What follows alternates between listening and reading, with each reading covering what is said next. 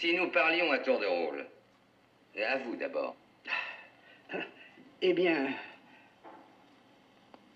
c'est que c'est difficile à expliquer. Je crois que ce gosse a tué. Il est coupable, c'est mon impression. Enfin, on n'a pas prouvé le contraire. Ah, personne n'a prouvé le contraire. La charge de la preuve incombe à l'accusation. Vous savez que l'accusé n'est pas forcé d'ouvrir la bouche. C'est dans la Constitution. Oh, bien sûr, oui, je sais ça. Je voulais simplement dire que... il a tué. Il est coupable, ça ne fait pas de doute. Très bien. Voici ce que je pense de tout ceci. Je m'efforce de demeurer impartial et je m'en tiens uniquement aux faits. Premièrement, le vieux monsieur habite au-dessous de la pièce où a eu lieu le meurtre. À minuit 10, exactement, le soir de l'assassinat, il a entendu des coups sourds qu'il croit être dus à une bagarre. Il a entendu le gosse crier « Je vais te tuer ». Il a entendu un corps tomber 2 secondes plus tard. Il a couru, a ouvert la porte et a vu le gosse dévaler l'escalier et sortir. Il a alerté la police qui, en arrivant, a trouvé le père avec un couteau dans le cœur. Le docteur a fait remonter le décès aux environs de minuit. Ainsi, voilà les faits. Ils sont irréfutables, le gosse a tué. Je suis tout aussi sensible que n'importe qui. Je sais que le gosse n'a que 18 ans, mais il a tué et il faut qu'il expie son crime. Je suis d'accord avec vous, là. Bon, vous avez fini? Oui. Au suivant. La version de l'accusé ne tient pas debout. C'est indiscutable pour moi. Ce gosse persiste à affirmer qu'il était au cinéma à l'heure du crime. Or, chose étrange, il ne se rappelait pas 1 heure plus tard quel film on y jouait, ni le nom des interprètes. Ça, c'est exact. Et personne ne l'a vu entrer ni sortir du cinéma.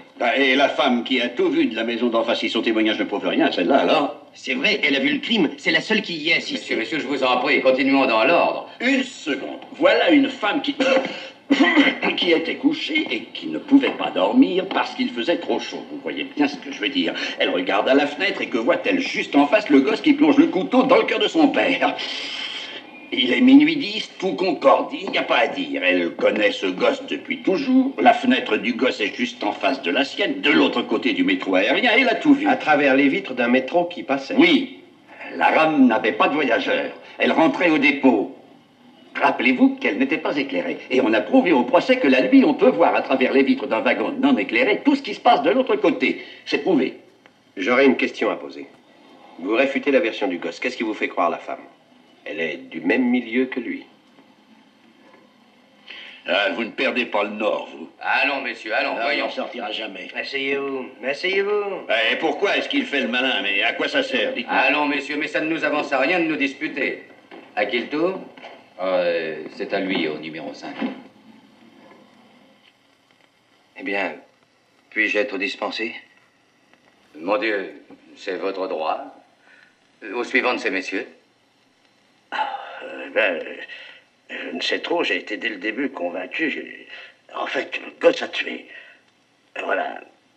Je voulais trouver le mobile. Et le mobile, c'est très important parce que s'il n'y en a pas, on ne peut rien comprendre. De toute façon, les témoignages provenant de la famille qui habite en face de chez le gosse, c'est-à-dire sur le même palier, sont des arguments de poids. Et est-ce qu'on n'a pas parlé d'une bagarre entre le père et le fils, ou d'une querelle aux environs de 7 heures ce soir-là? Vous savez, je peux me tromper, mais... Ça se passait à 8 heures. En effet, à 8 heures, c'est ça. Ils se sont disputés et on n'a pas su pourquoi. On a entendu le père frapper le gosse 2 fois. Et en fin de compte, les témoins ont vu le gosse sortir furieux. Qu'est-ce que ça prouve? C'est-à-dire, cela ne prouve rien du tout. Si on veut, ça fait juste... Et c'est ça qui vous fournit un mobile. Et l'avocat général est de cet avis. Je ne crois pas que ce mobile soit réellement très fort. On frappait si souvent ce gosse qu'au fond, la violence était pour lui une chose normale et qu'il avait admise. Alors, je doute que 2 gifles aient pu provoquer chez lui un réflexe de meurtre. C'était peut-être 2 de trop, monsieur. La goutte qui fait déborder le vase. Vous avez autre chose à dire? Non. Très bien. À vous, monsieur? Oh, je sais pas, je crois qu'il n'y a plus rien à dire. Faut s'arrêter de parler ou on n'en sortira pas. Ce gosse est un vrai voyou.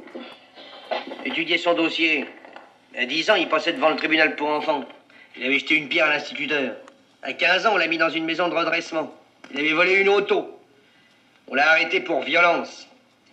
On l'a mis 2 fois en prison pour coup de couteau.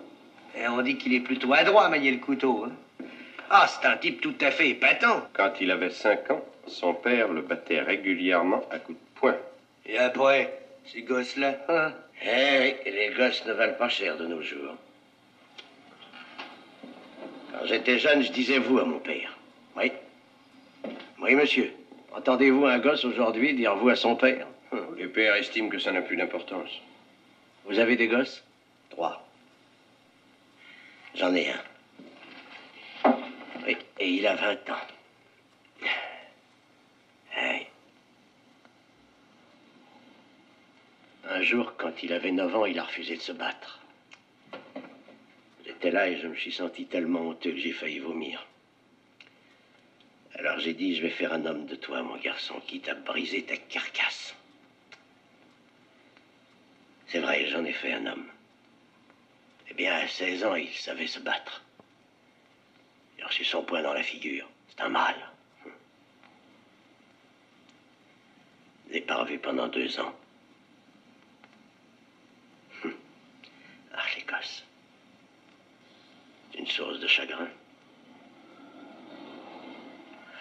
Alors, on continue? Je crois que nous posons mal le problème. Ce garçon est le produit d'un foyer brisé et d'un milieu pourri, on n'y peut rien. Nous sommes là pour décider s'il est innocent ou coupable et non pour étudier les causes de son évolution. Il est né dans un faubourg sordide, où se développe la graine de criminel. Nous savons tout cela. C'est connu, les enfants élevés dans ce milieu sont une menace permanente pour la société. Et je crois que... Vous avez parfaitement raison. Les gosses qui sortent de là-dedans, c'est de la racaille. Ils sont pourris jusqu'à la moelle, je vous le dis. Écoutez, j'ai vécu toute ma vie dans un de ces Attendez une faubourgs. seconde. Permettez.